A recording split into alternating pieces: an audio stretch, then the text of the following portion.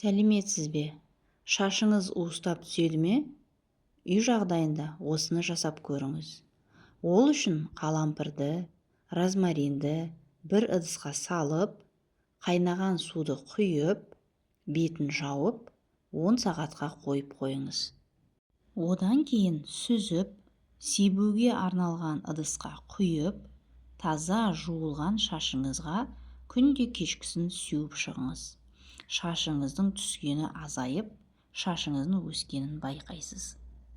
Егер де шашыңыз қайызғақтанып кетсе, әртүрлі сусабынмен жуып көрсеңіз де қайызғақ кетпесе, осы рецепті жасап көріңіз. 2 дана аспиринді ұнтатып, қолданатын мөлшердегі сусабынмен араластырып, шашыңыздың түбіне бірнеше минутқа жағып қойыңыз. Одан кейін жуып тастаңыз. Нәтижесіне таң қаласыз. Жақындарыңызбен бөлісуге ұмытпаңыз. Алоэ өсімдігінің пайдасы өте көп. Көп адамдар оны қалай қолданып пайдалануды білмейді.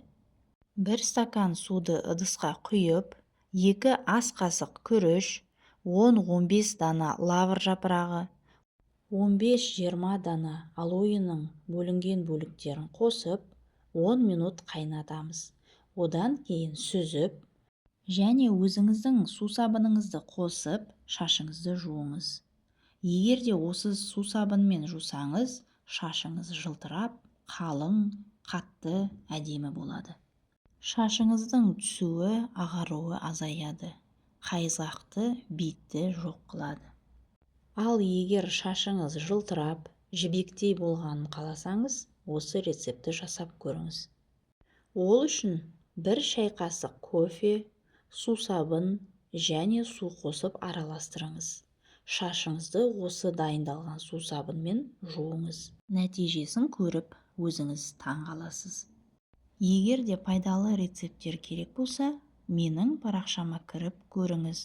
Тіркеліп, қолдап кетіңіз. Сау болыңыз.